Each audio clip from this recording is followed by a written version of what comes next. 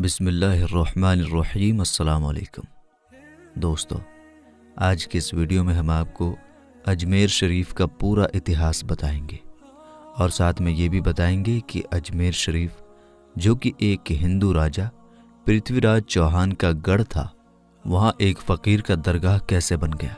दोस्तों, अजमेर में उस वक्त एक मंदिर हुआ करता था जो अजमेर का सबसे बड़ा मंदिर था और वो मंदिर सिर्फ राजाओं और रानियों की पूजा के लिए ख़ास हुआ करता था।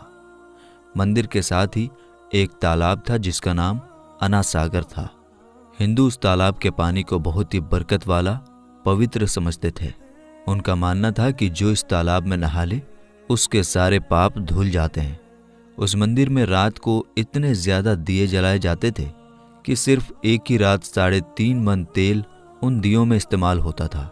आसपास के गांव देहात मंदिर के नाम थे और इन देहातों की आमदनी मंदिर पर खर्च हुआ करती थी। मंदिर में हजारों नौकर थे जिनका काम आने वाले लोगों की सेवा और देखरेख करना था और वो बताया करते थे कि कौन सा भगवान बेटे देता है और कौन सा देवता सेहत और तंदुरुस्ती देता है और किस मूर्ति की पूजा करने से दौलत बढ़ती है। ख्वाजा गरीब नवाज रहमतुल्लाह अलैह वहाँ आए और अना सागर के कुछ दूरी पर चटाई बिछाकर अपने मुरीदों के साथ बैठ गए। असर का वक्त था, लिहाजा आप ख्वाजा साहब ने हज़रत कुतुबुद्दीन रहमतुल्लाह अलैह से आज़ान देने को कहा। कुफ्र व शिर्क से भरे अजमेर में अल्लाह के एक होने और हज़रत मोहम्मद सल्लल्लाहु ताला अलैहि वसल्लम के रसूल होने का ये पहला ऐलान था। वहाँ रहने वाले लोग इस्लाम के बारे में कुछ भी नहीं जानते थे। चुनांचे आज़ान की आवाज़ सुनकर वो हैरान हुए और अपने घरों से निकलकर सब ख्वाजा गरीब नवाज और उनके मुरीदों को देखने लगे और अना सागर के पास भीड़ लग गई। ख्वाजा गरीब नवाज और उनके मुरीदों ने अना सागर के पानी से वुज़ू किया और नमाज पढ़ना शुरू कर दिया। सब हिंदू हैरान रह गए। वो सोच रहे थे कि सब भगवान तो मंदिर के अंदर हैं, तो ये लोग खड़े होकर कौन से भगवान के आगे झुक रहे हैं। शाम हुई तो राजा के ऊँट जो दिन में चरने के लिए गए थे अपने चरवाहों के साथ वापस आने लगे। इत्तेफाक की बात थी कि जहां हज़रत ख्वाजा गरीब नवाज बैठे थे वो जगह राजा के ऊँटों के बैठने की जगह थी। चरवाहों ने बाबा साहिब से कहा कि ओ बाबा साहिब, यहाँ से उठिए क्योंकि ये जगह राजा के ऊँटों के बैठने की जगह है। ख्वाजा साहब ने फरमाया, इतना मैदान खाली पड़ा है, ऊँट तो कहीं भी बैठ जाएंगे, क्यों बेवजह हमें तंग करते हो। वो लोग नहीं माने और मुसल्ला उठाकर इधर उधर करने लगे और ख्वाजा साहब से बदतमीजी करने लगे और उन लोगों ने आखिरकार बहुत बदतमीजी से कहा कि यह राजा के ऊँटों के बैठने की जगह है और इधर राजा के ऊँट ही बैठेंगे, तुम लोग कहीं और अपना मुसल्ला बिछा लो। आखिरकार आप ख्वाजा साहब ने उठते हुए हज़रत कुतुबुद्दीन से फरमाया, उठो कुतुबुद्दीन, ये कह रहे हैं कि ये ऊँटों के बैठने की जगह है, तो चलो मैं कहता हूँ अब यहाँ सिर्फ ऊँट ही बैठेंगे। ये कहकर आप ख्वाजा साहब अपने साथियों समेत वहाँ से उठ गए और अगली सुबह जब ऊँटों को चराने के लिए ले जाने का वक्त आया और चरवाहों ने ऊँटों को उठाना चाहा तो उन्हें पता चला कि ऊँट उठ ही नहीं पा रहे हैं। उन्होंने ऊँटों को मार मार कर ज़बरदस्ती उठाना चाहा, लेकिन वो बैठे ही रहे। चरवाहे परेशान हो गए कि जो ऊँट उनके एक इशारे पर उठ खड़े होते थे आज क्यों नहीं उठ रहे हैं। आखिरकार उन्हें याद आया कि कल उस बाबा ने कहा था कि चलो अब यहाँ ऊँट ही बैठे रहेंगे। लोग जमा होना शुरू हो गए। कोई कह रहा था कि फ़कीर कोई बड़ा जादूगर है, किसी का मानना था कि वो कोई भगवान का नया अवतार है। बात राजा पृथ्वीराज चौहान तक जा पहुंची कि एक मुसाफिर फ़कीर ने राजा के ऊँटों पर जादू कर दिया है। राजा ने हज़रत ख्वाजा मोइनुद्दीन चिश्ती को खबर भेजा कि तुम कैसे फ़कीर हो जो बेजुबानों को बांध रखा है, ये बेचारे भूख और प्यास से मर जाएंगे, इसलिए मेहरबानी करके अपना जादू वापस ले लो। ख्वाजा साहब ने फरमाया, हम मुसलमान हैं और मुसलमान बद्दुआ नहीं करते और ना जादू करते हैं। ऊँट जिसके हुक्म से बैठे थे उसी के हुक्म से खड़े हो जाएंगे। अब जो जाकर चरवाहों ने ऊँटों को उठाया तो पहली ही बार में उठ खड़े हो गए। गैर मुस्लिमों की दिलचस्पी इन मुसाफिरों में बढ़ने लगी। अब 5 वक्त की आज़ान होती और नमाज अदा की जाती।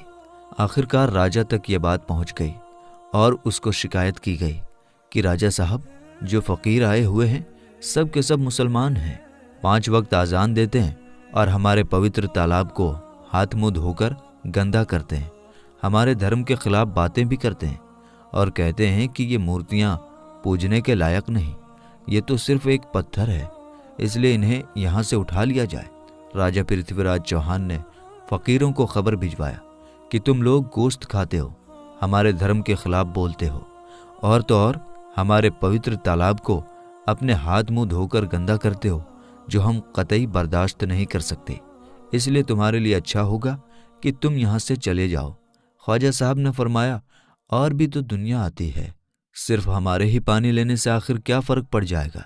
राजा कहने लगा, वो सब हमारे धर्म और हमारे मजहब के लोग हैं और तुम दूसरे धर्म के हो।